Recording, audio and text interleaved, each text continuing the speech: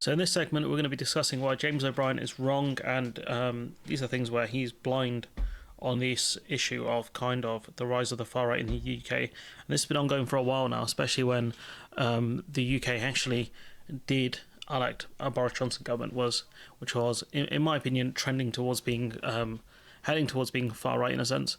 In terms of the way they pushed cultural issues. The only difference is they didn't really try to implement it as much, but they were pushing things like the Rwanda scheme, threatening to leave the ECHR, threatening essentially peace in Northern Ireland, things like that, with the way they were dealing with Ireland and the EU.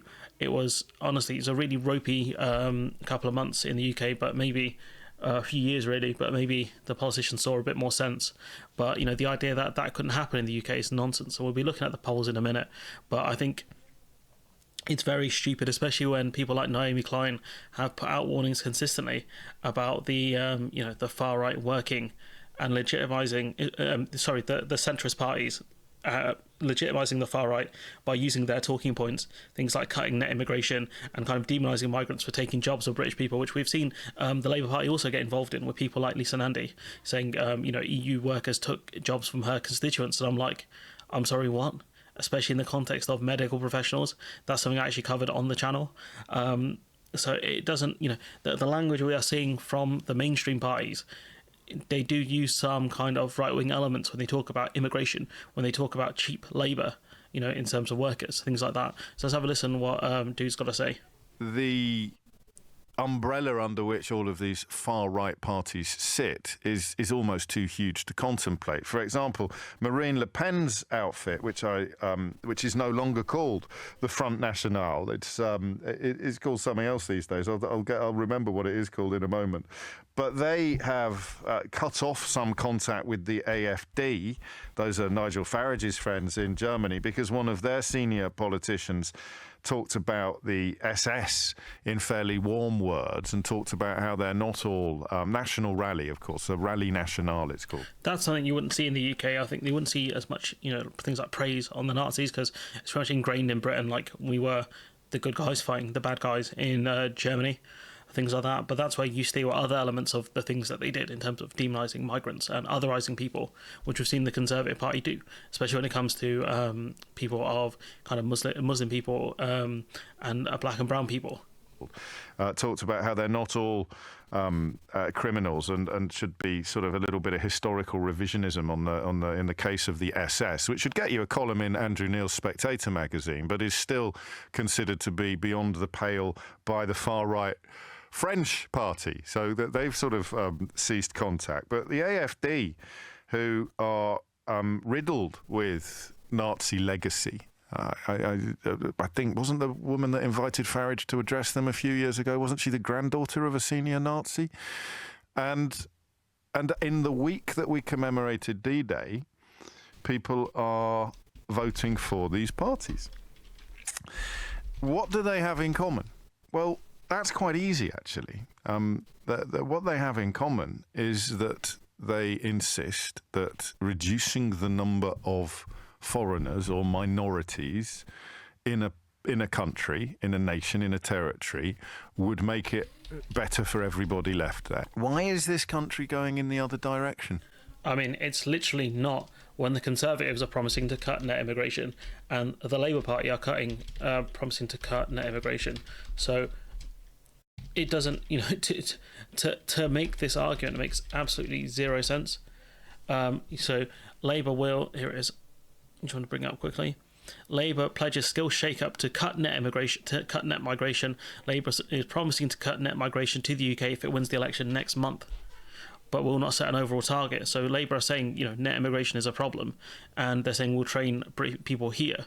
So clearly, the argument is that we're not training people here because we're bringing in people from abroad to do these jobs. So evidently that is in working in the UK, especially when people in the UK see immigration within their top three issues.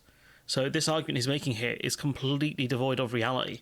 And this is what I mean. These people, these kind of radio hosts, get too comfortable in the stuff that they're spouting, because they don't actually look at things properly.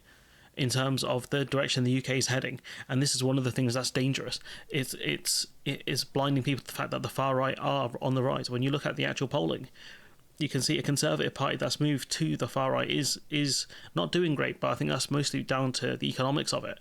And, you know, in an economic downturn is when these far right parties start to do better, much, much better. You can see here Reform UK slowly overtaking the Conservatives on 19%.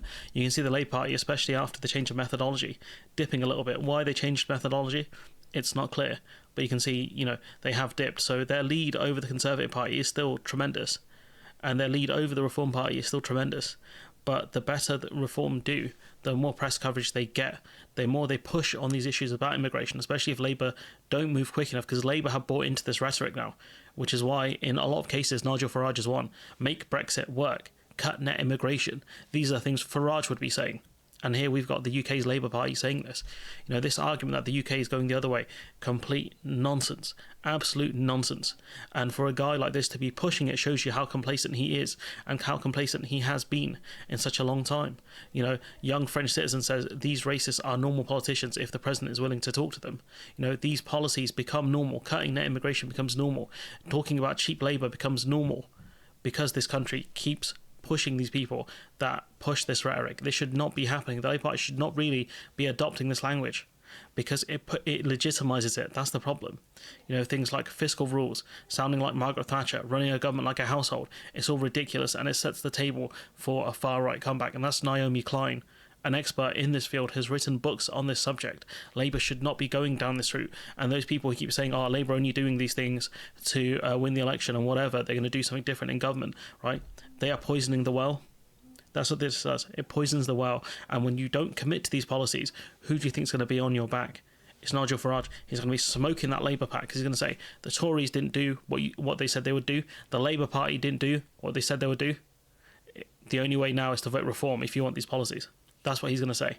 And that's why it's imperative for Labour to sort the economy out, to actually go big and improve people's lives. Because if they don't, they're enabling the doors of the far right to open. And this is something I've been saying for months and months and months, saying, look, Labour need good policies because they have to grow the economy. They have to improve living standards. They have to commit to redistribution of wealth. There's no choice in it now because of the fact that if you don't, if people's living standards are still stagnant, if you don't help people, you know, at least come out of the situation we're in now, the cost of living crisis, etc., they're going to get desperate and they're going to look to far-right parties. And that's the history we've seen in many countries across the world. We saw that after the Great Depression in Europe. We saw that after the Great Recession in countries like Greece, for example, where the economy is completely toppled and they elected neo-Nazis. It's just a complete nightmare. And so for commentators like this to be so complacent and say the UK is going in the other direction, simply untrue. But that's what you get when you see people who are blind to Labour, who don't understand that the Labour Party have to deliver. They don't have as great a policies as you think they do. Just because it's Team Red does not mean they're going to heal the wounds and the divisions in this country, especially when they keep talking about those same problems and keep legitimising those same problems. It's completely stupid. You know, the Labour Party should be trying to change people's minds on certain things. I get they have to fight the media and whatever, but at some point you have to draw a line in the sand. You can't buy into all their rhetoric because all you do is poison the well. So when you inevitably fail, they can say these are the things you said, because the internet exists. This is what politicians don't understand. The internet exists. They can take the things that you said previously about cutting net immigration and they'll throw that back at you if you haven't achieved that goal. Stings, doesn't it? Being held accountable is not what politicians want to be, but it's not hard in this day and age. And, you know, if you want to make the argument that the press will be way harder on Labour, that's true. So when they make promises like saying they're going to cut net immigration and they don't achieve that, it's all over, especially when you need more immigration to get growth in the country. You know, so it's paradoxical in that sense. But anyways, I'm going to leave it there. Let me know what you think in the comments below. Like, comment, share, subscribe. Don't be complacent like this clown here, and I'll catch you in the next one.